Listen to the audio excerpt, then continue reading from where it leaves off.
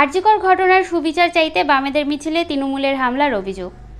ব্যাপক বোমাবাজির জেরে প্রায় 10 জন বাম কর্মী সমর্থক আহত হয়েছেন বলে খবর। আরজিকর হাসপাতালের ঘটনার পরিপ্রেক্ষিতে নির্যাতিতার সুবিচারের দাবিতে বামেদের মিছিলে হামলা চালানোর অভিযোগ তৃণমূলের বিরুদ্ধে। সেখানে বোমাবাজি হয়েও বলেও অভিযোগ। বুধবার বিজেপির 12 ঘন্টা বাংলা বন্ধকে কেন্দ্র করে বিজেপির পক্ষ থেকে দুর্গাপুর মিউনিসিপ্যাল কর্পোরেশনের সামনে রাস্তা অবরোধ করার কথা ছিল দুপুর 3টের সময়। আর সেই কর্মসূচি প্রতিহত করতে তৃণমূল কংগ্রেসের বিশাল বাহিনী সেখানে জমায়েত করে বলে অভিযোগ। বিজেপির পক্ষ থেকে অবশ্য সেখানে কেউ না আসলেও ওই রাস্তা দিয়ে আরজিকর হাসপাতালের ঘটনার পরিপ্রেক্ষিতে নির্যাতিতার সুবিচারের দাবিতে বামেদের মিছিল যায়।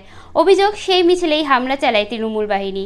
বোমাবাজি হয় বলেও অভিযোগ বামেরা মিছিল করার সময় বামেদের মিছিলে আক্রমণ করে তৃণমূল কংগ্রেসের কর্মী সমর্থকেরা। চলে ব্যাপক মারধর, এমনকি লাগাতার বোমাবাজিও হয় বলে অভিযোগ। এলোপাথারি মারধরের শিকার হতে হয় বামেদের একাধিক মহিলা ও পুরুষ কর্মীকে। বাম নেতা ও কর্মীদের দাবি, আরজিকর হাসপাতালের ঘটনার পরিপ্রেক্ষিতে আমরা খুন হওয়া পড়ুয়া চিকিৎসকের সুবিচারের দাবিতে মিছিল করে আসছিলাম। আমাদের মিছিল শান্তিপূর্ণভাবেই এগিয়ে আসছিল। ডিএমসি মোড়ে আমাদের মিছিল আসতেই আমাদেরকে ঘিরে ধরে ব্যাপক মারধর করে তৃণমূল কংগ্রেসের কর্মীরা। আমাদের প্রায় 10 জন মহিলা ও পুরুষ কর্মী আহত হয়েছেন। পুলিশকে দেখা গেল নীরব দর্শকের ভূমিকা পালন করতে। পরে বামেদের আহত মহিলা এবং পুরুষ কর্মীদের দ্রুত নিয়ে যাওয়া হয় দুর্গাপুর মহকুমা হাসপাতালে।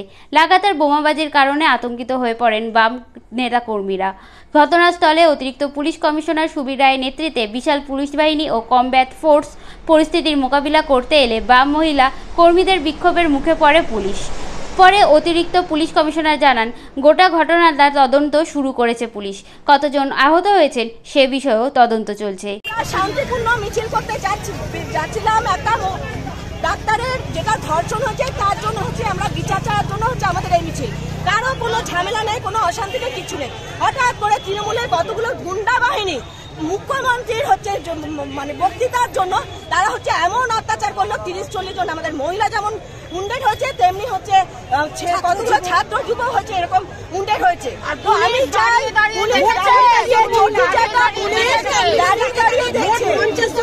আমরা নিরস্ত ছিলাম, আমাদের হাতে কোনো আইন ছিল না, কোনো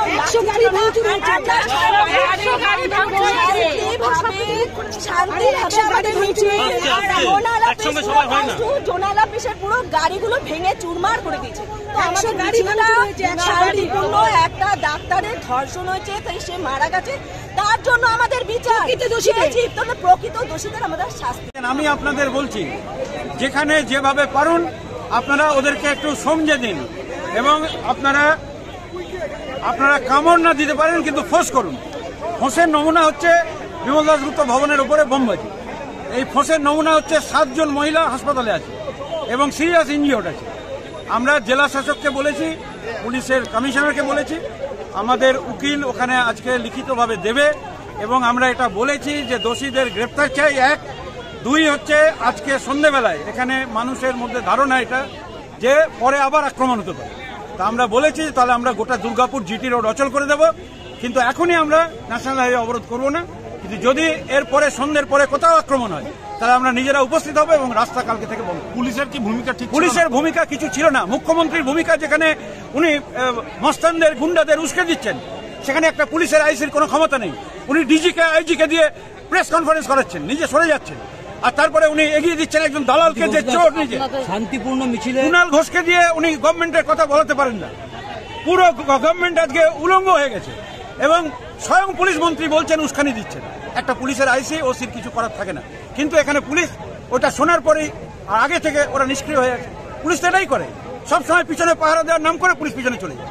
তারপরে আমাদের মহিলারা এসে মারপিট, মহিলাদের শ্লীলতা নেই। বংশধর শহরের প্রাণ কেন্দ্রে দিনে দুপুরে বোমাবাজি এই ঘটনা কতটা লজ্জাস্কর দুর্গাপুর আসানসোলের বুকে? উনি বলবেন, দলের নেত্রী উনি বলবেন, এটা বলেছিলেন যে বদলা নয়, আমরা বদল চাই। আর যা বদলা উনি নিলেন পশ্চিমবাংলাতে, সিটি সেন্টার কেন? এবারে আমি বলছি যে কোনদিন ওনার দলের লোককে ওদের দলের লোক বিভিন্ন জায়গায় যেমন মারছে, এখানে না মার। তৃণমূলের থেকে একটা অভিযোগ আছে যে আপনাদের সুর নাকি বিজেপি সুরের সঙ্গে মিলেছে। দাবি 1, দফা 1, মুখ্যমন্ত্রীর পদত্যাগ। যা বলছে শুভেন্দু অধিকারী তাই বলছে সিপিএম, এমন অভিযোগ করছে সিপিএম। অধিকারীকে ওরা জিজ্ঞেস করুন না, শুভেন্দু কার লোক ছিল? শুভেন্দু অধিকারীর বিরুদ্ধে মুখ্যমন্ত্রী যে নাটক করে বিধানসভাতে, ওই যে বলে কি কি সব সম্পত্তি হয়েছে, তো উনি জিজ্ঞেস করুন। আর ওর ভাইপোর টাকা কয়লা পাচারের তদন্তটা তাড়াতাড়ি করে করার জন্য উনি বলুন। তৃণমূলের কোনো মুখ নেই বিজেপিকে বলে, বিজেপিকে ডেকে নেয়। আমাদের একটা ছাত্র যুব মহিলাদের মিছিল ছিল আরজিকরের ঘটনার বিচারের দাবিতে। সেই মিছিল আক্রান্ত হয়েছে, তারপরে পার্টি অফিস আক্রান্ত হয়েছে, এবং আমি এখন অব্দি যা জেনেছি তাতে তৃণমূল কংগ্রেসের নন কর্মীরাই এই আক্রমণ সংগঠিত করেছে। হ্যাঁ, কিরকম আক্রমণ হয়েছে এখানে? এখানে আক্রমণ হয়েছে, প্রচুর গাড়ি ভাঙচুর হয়েছে, পার্টি অফিসে বোমা মারা হয়েছে। হ্যাঁ, আপনাদের এই ঘটনায় কি আহত রয়েছে?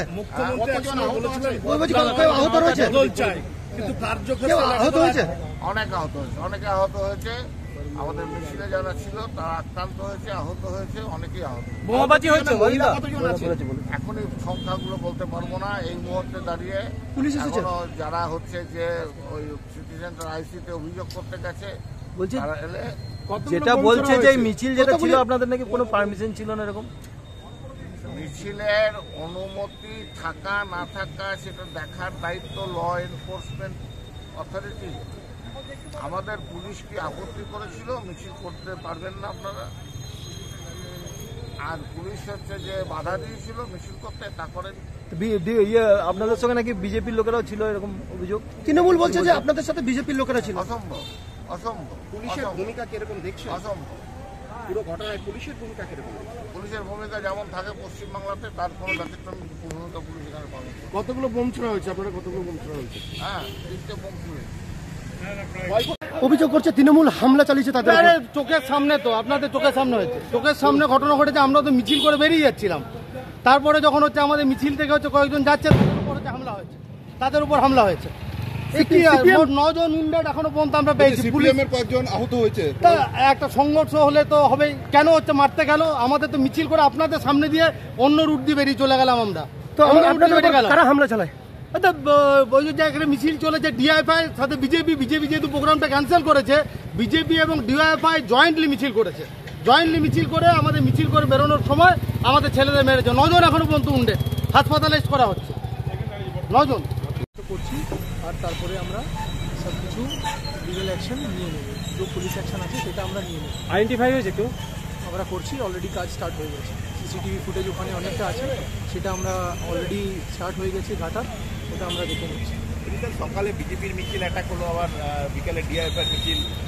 ঠিক আছে, আমরা সব ইনভেস্টিগেশন করছি।